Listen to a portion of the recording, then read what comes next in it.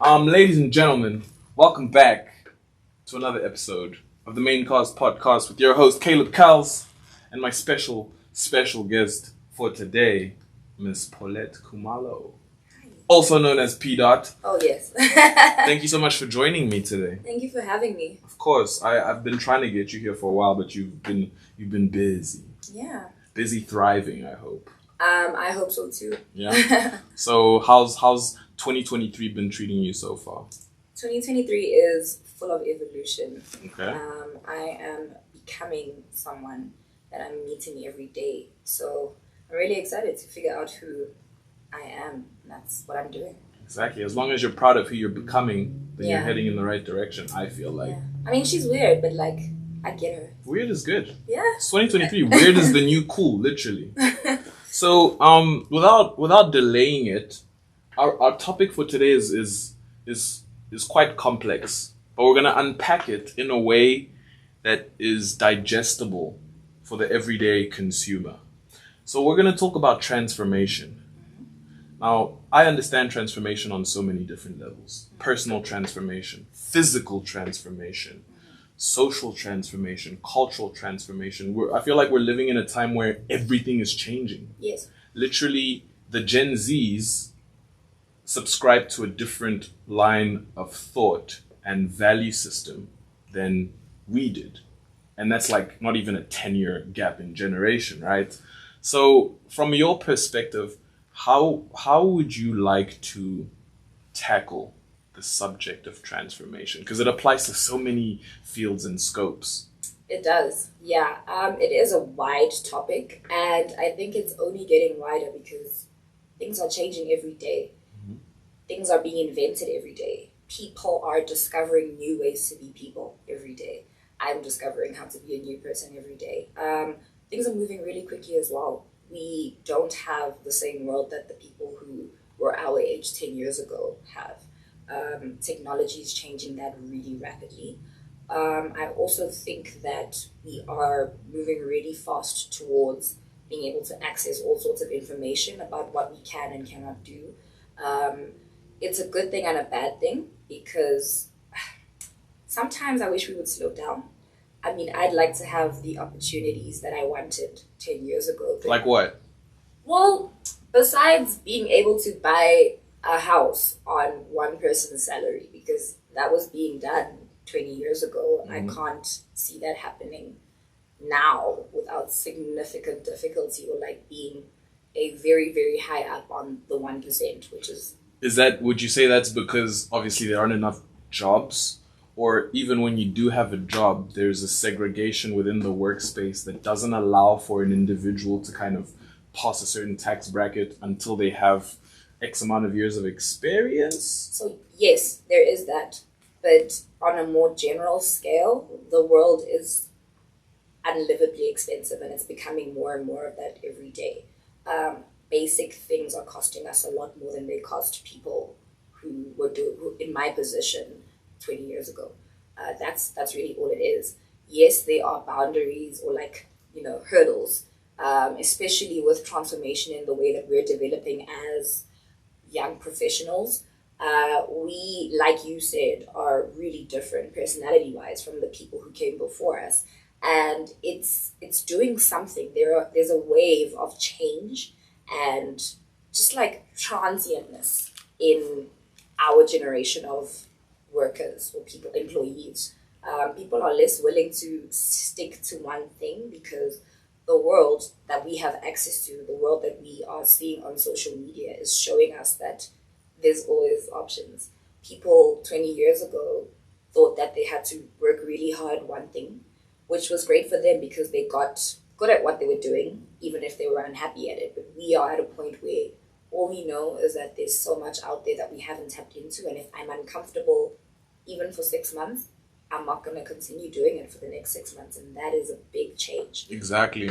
Like you have 19-year-olds becoming millionaires off of YouTube. Yeah. Like the traditional work job is completely different now. It is. Like people are selling NFTs, digital artwork. Like people are working remotely 100%. Like who would have thought that you could make it to all your meetings and still be able to do the admin from your house without having to step into a single office. So the rules are changing.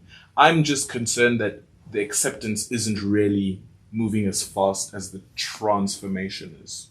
It's not, but what's really important for us to realize is that things are really, really, really less permanent than they used to be. Everything is a fad now because people just want to move on to the next thing. So I am someone who believes in wanting to be really good at something. And that's why I have stayed in the career that I'm in for as long as I have, because I want to be good at it. If I branch out later and some opportunity presents itself, if I blow up from this podcast and become a millionaire, you never know, right? And that will happen when it happens. But I would like a sense of stability where my income, my tax bracket, like you mentioned, is not something that can disappear next week because someone didn't like the outfit I wore on this show. Do you feel like that's possible without ownership? Because and obviously we're all the sum of our experiences in life, right? So I've also had a bit of an extensive run in the corporate world, right? The big bad corporate.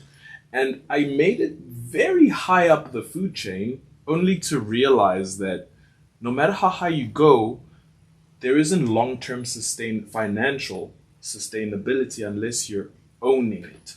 Mm-hmm. If you work for the man, you're taking 1% from everything that you're giving to the man. Yes. And then you have this much time in your day, but you're using that time to rest because you're tired from working for the man. And so that's why I kind of try to transform myself. And I've reinvented myself more than most people that I know. Yeah. So some people will see me today and be like, what, you've been in corporate? You used to wear a tie and glasses? And someone might look at me and be like, no, this guy is a gangster. This guy does gang shit. Or this guy is a rapper. This guy is a musician.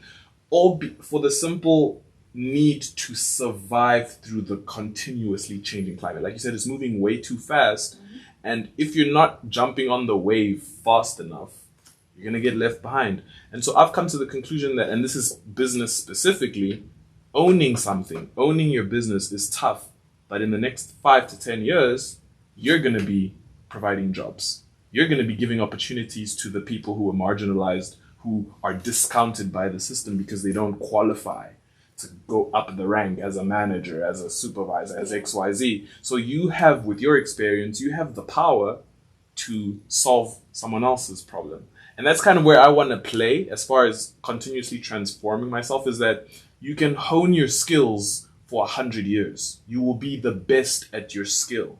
But even 5 years into your process, you're good enough to impart something on someone else. You're good enough to pass the baton to your younger self, to someone who you know has the potential but lacks the means. So that's kind of where my head is at. Podcast, this, for example, it's more about shining a light on other people's opinions. Music, it's more about amplifying other people's talent, because I feel that I gain more value personally by seeing that transformation that happened in me in someone else.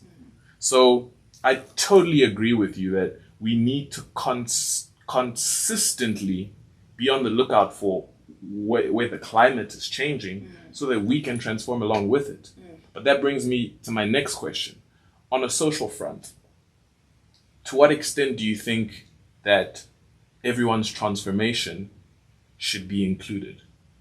And this is inclusivity, the big inclusive label that's on every brand campaign, that's on every Netflix show. Yeah. How real is it? Because we still have gay people being hung in different parts of the world. We still have transgenders getting told that they can't play men's sport or women's sport, and the laws still don't know what to do with all these changes. So how inclusive are we really? And is it okay to be fully inclusive if it costs a culture? Well, a culture is what I like to call rules that people have made because it's what worked at the time that they made them. The point is, we are not back in 1652. 1652 just happens to be the number in my mind. But the culture is always shifting because people are evolving. We are evolving. A lot of people think they're protecting some sort of culture by keeping a status quo that excludes certain people, or people that make them uncomfortable, or people that they think don't fit what the culture that they're trying to maintain is. Socially, we like to say we're inclusive. We like to say we want everyone around until everyone is around and we're like, I don't want to be next to that person in a photo. I don't want to be next to that person at a party. We don't know what our biases are until they're in front of us. Mm-hmm. And when they are in front of us, we act on them without thinking, right? Because sometimes we have these automatic responses to what's happening around us. And unless we are intentional about transformation, especially in society and in social spaces, it's not going to happen. Just because you don't have a sign saying no gay people doesn't mean that when you send out your invitations to a party that is, RSVPs, etc., you aren't excluding people that you think are too extravagant or someone who talks too much about uncomfortable issues because you don't want there to be a debate at your event and you don't want someone who talks too much. So the truth is we are all, in our own way, we're all creating boxes that exclude people because we all have biases. True. We are still doing it. I can say everyone can come to my party, but decide that I don't like people who wear black Air Forces and I don't want them at my party. So are you saying that inclusivity is not inclusive yet? It isn't. It's a work in progress? Yeah. But I would say it's because of tradition, though. Tradition is an excuse. Tradition is our foundation. You weren't born in the family that you chose to be born in, right? Yeah. And when you were born in that family, you were taught about the world. You didn't choose to be taught by the people who first taught you about the world. Your mom, your dad, whoever raised you, Mm-hmm. they imparted their traditions, their philosophies onto you.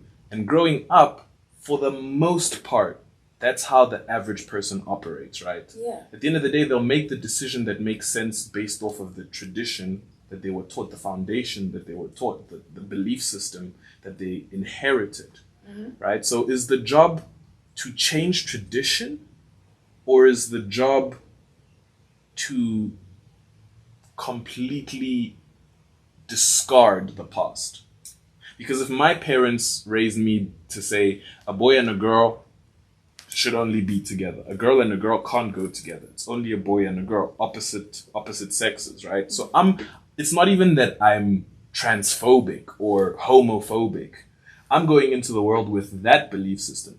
If I see a gay person, doesn't mean I'm going to shoot them down, but I have that natural bias that you mentioned that tells me that's not natural. That's not what I was taught. So what do we blame here for this lack of true inclusivity?